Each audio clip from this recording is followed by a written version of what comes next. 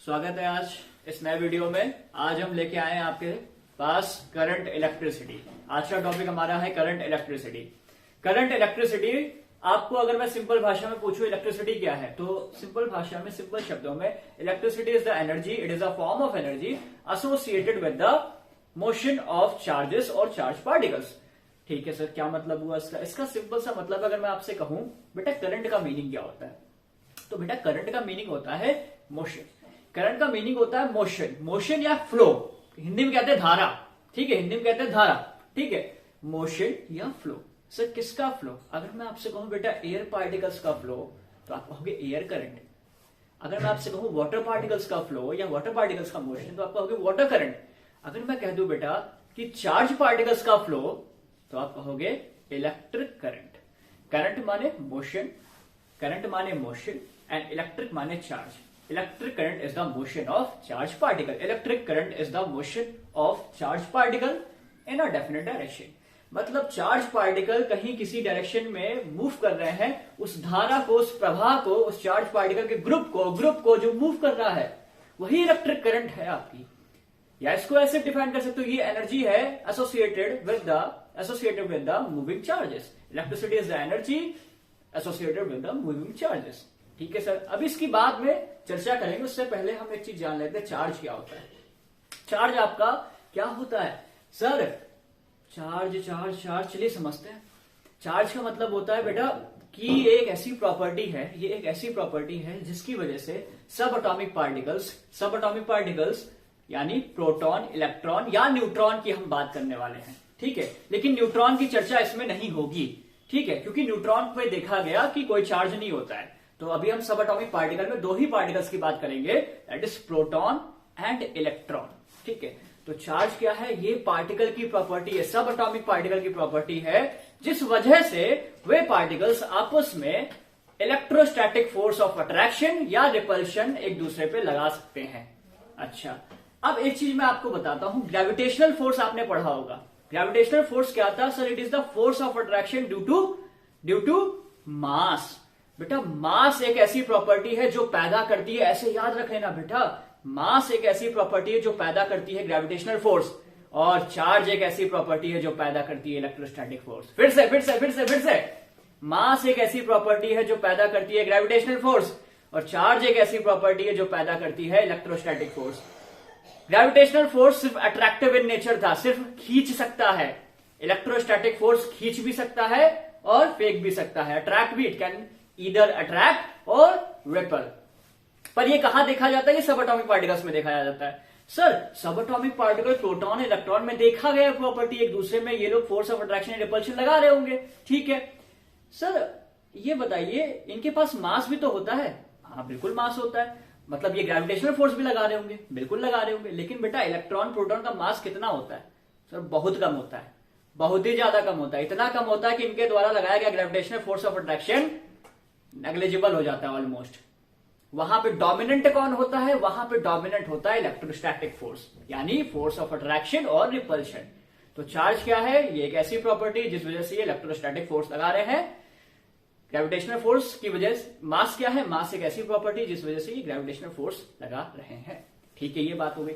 अब देखा गया कि प्रोटॉन में हमने साइन कन्वेंशन के लिए प्रोटॉन पे जो चार्ज था उसको हमने कह दिया positive charge.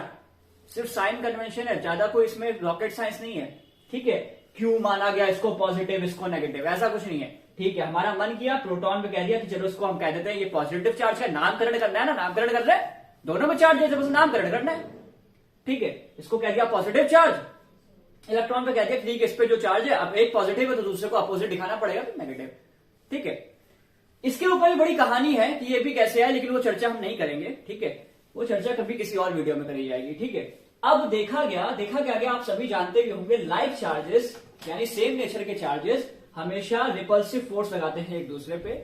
Unlike opposite nature के चार्जेस या अनलाइक चार्जेस हमेशा अट्रैक्टिव फोर्स लगाते हैं एक दूसरे पे। दूसरी बात, एक डिफरेंस आप जान लो नो चार्ज और न्यूट्रल के बीच का। What is no charge and what is neutral? ठीक है बेटा, नो चार्ज का मतलब होता है कि वो पार्टिकल या वो सब एटॉमिक जो पार्टिकल है आपका, वो जो सब एटॉमिक पार्टिकल है वो cannot able to exert electrostatic force, मतलब उसके पास ये खासियत है ही नहीं। और वो पार्टिकल कौन सा है? न्यूट्रॉन। उसका मतलब होता है नो चार्ज। और न्यूट्रल का मतलब होता है कि इफेक्ट जो आ रहा है, चार्जेस हैं लेकिन दोनों चार्जेस की वजह से जो इफेक्ट आ रहा है वो हमारा जीरो आ रहा है, नेट चार्ज जीरो आ रहा है। एक होता है नो चार्ज होना, एक होता है चार्ज ना होना। एक होता है चार्ज तो है पर उनकी वजह से जो टोटल इफेक्ट आ रहा है, फोर्स का जो इफेक्ट आ रहा है वो जीरो है, उसको हम न्यूट्रल कहते हैं। जैसे एटम, एटम हमारा न्यूट्रल कंसिडर किया जाता है। क्यों? क्योंकि जितने नंबर ऑफ प्रोटॉन है उतने ही नंबर ऑफ इलेक्ट्रॉन एटम्स में अगर है, तो एटम में प्रोटॉन का पॉजिटिव चार्ज और इलेक्ट्रॉन में नेगेटिव चार्ज एक दूसरे को नलीफाई कर देंगे, इफेक्ट ऑफ फोर्स को नलीफाई कर देंगे। तो उस स्टेट को हम कहते हैं न्यूट्रल स्टेट। नो चार्ज नहीं कहते। नो चार्ज का मतलब होता है प्रॉपर्टी ही नहीं है, मतलब नो चार्ज का मतलब कि वो प्रॉपर्टी है ही नहीं उसमें। और न्यूट्रल का मतलब है चार्जेस हैं, बस एक दूसरे के इफेक्ट को नलीफाई कर दे रहे हैं। ठीक है, net charge zero. No charge मतलब है ही नहीं चार्ज। नेट चार्ज न्यूट्रल मतलब net charge zero, effect of all the charges is being nullified. तो ये कुछ बात थी, ये कुछ बात थी। ठीक है, ये तो अब हम बात कर लेते हैं यूनिट ऑफ चार्ज की। बेटा चार्ज की यूनिट होती है कूलम, याद रखना। ठीक है, कूलम होती है। दूसरा हम बात करते हैं कि सर कोई भी बॉडी चार्ज कब होती है? क्यों? क्योंकि सर एज अ एटम हम सब एटम के बने हैं और सारा का जो एटम है वो आपका न्यूट्रल स्टेट में होता है। न्यूट्रल स्टेट का मतलब मैंने अभी एक्सप्लेन किया था थोड़ी देर पहले कि ऐसी स्टेट जिसमें चार्जेस तो है बट इफेक्ट नलीफाई हो जा रहा है, नेट चार्ज आपको जीरो देखने को मिल रहा है। क्यों? क्योंकि एज एन एटम उसमें इलेक्ट्रॉन की मात्रा और प्रोटॉन की मात्रा बराबर होगी और दोनों में अपोजिट चार्ज है, तो दोनों एक दूसरे का इफेक्ट को नलीफाई कर देंगे। ठीक है, अच्छा दूसरी चीज हम कैसे चार्ज करें? सिंपल तरीका है बेटा, charging of body takes place due to the transfer of electron. अब यहां पर मैं एग्जांपल ले रहा हूं ग्लास रॉड का और सिल्क क्लॉथ का। ठीक है बेटा, ग्लास रॉड और सिल्क क्लॉथ को जब आप रब करोगे तो ड्यू टू फ्रिक्शन कुछ इलेक्ट्रॉन्स, कुछ क्या बहुत सारे इलेक्ट्रॉन आपका ग्लास से सिल्क में चले जाएंगे। इससे होगा क्या बेटा, ग्लास के एटम से इलेक्ट्रॉन निकलेगा तो ग्लास में प्रोटॉन की संख्या ज्यादा हो जाएगी और प्रोटॉन का संख्या ज्यादा होने से पॉजिटिव चार्ज ज्यादा हो जाएगा, तो नेट चार्ज ग्लास में क्या देखने को मिलेगा? पॉजिटिव। ऐसे ही सिल्क क्लॉथ में जब इलेक्ट्रॉन एंटर कर जाएगा तो सिल्क क्लॉथ के एटम में इलेक्ट्रॉन की मात्रा ज्यादा हो जाएगी, तो नेगेटिव चार्ज ज्यादा हो जाएगा, तो नेट चार्ज देखने को मिलेगा नेगेटिव। ठीक, अच्छा तो इससे हमको क्या मिला कि so when an electron is transferred from one atom to another, the atom which loses the electron gets positive charge and the one which gains got negative charge. ठीक, अच्छा अब एक छोटा सा टर्म है क्वांटाइजेशन ऑफ चार्जेस। बेटा एक बात आप याद रख लो, क्वांटाइजेशन ऑफ चार्जेस का मतलब है कि आपका जो चार्ज पार्टिकल जो ट्रांसफर होगा वो इंटरकलर मल्टीपल में होगा एक बेसिक चार्ज के हिसाब से। मतलब आपका एक इलेक्ट्रॉन, बस इतना याद रखना मेरे बच्चे, एक इलेक्ट्रॉन पे देखा गया इतना चार्ज होता है 1.6 इंटू 10 की पावर माइनस 19 कूलम। ठीक, हालांकि प्रोटॉन में भी, एक प्रोटॉन पे भी इतना चार्ज होता है, लेकिन हम बात कर रहे हैं सिर्फ अभी इलेक्ट्रॉन की। करंट इलेक्ट्रिसिटी में हम इलेक्ट्रॉन के मूवमेंट की ही बात करेंगे। ठीक है, अच्छा क्यों करेंगे उसको भी हम चर्चा कर लेंगे। ठीक है, एक इलेक्ट्रॉन कितना चार्ज कंसिस्ट करता है सर? 1.6 इंटू 10 की पावर माइनस 19 कूलम। तो अगर मैं कह दूं n इलेक्ट्रॉन्स हैं, n नंबर ऑफ इलेक्ट्रॉन्स है, तो कितना चार्ज कैरी करेंगे? n इंटू ई, n इंटू ई। तो ये आपका फॉर्मूला आपको याद रखना है। ठीक है मेरे बच्चे, बढ़िया। हम बात करने वाले हैं मूवमेंट ऑफ फ्री इलेक्ट्रॉन्स की। ठीक है, movement of free electrons in definite direction considered as आपकी इलेक्ट्रिक करंट। ठीक है, इलेक्ट्रिक करंट मैंने जैसे अभी बताया था कि electric means charge and current means motion. तो motion of charged particles is known as electric current. ठीक है, तो यहाँ पे मूव क्या करने वाले हैं सर? यहाँ पे मूव इलेक्ट्रॉन्स करने वाले हैं। ठीक है, यहाँ पे मूव इलेक्ट्रॉन्स करने वाले हैं, खास करके फ्री इलेक्ट्रॉन्स। अच्छा सर, फ्री इलेक्ट्रॉन्स का क्या मतलब है? चलिए, फ्री इलेक्ट्रॉन्स का सिंपल सा मतलब है which are not bounded with their nucleus.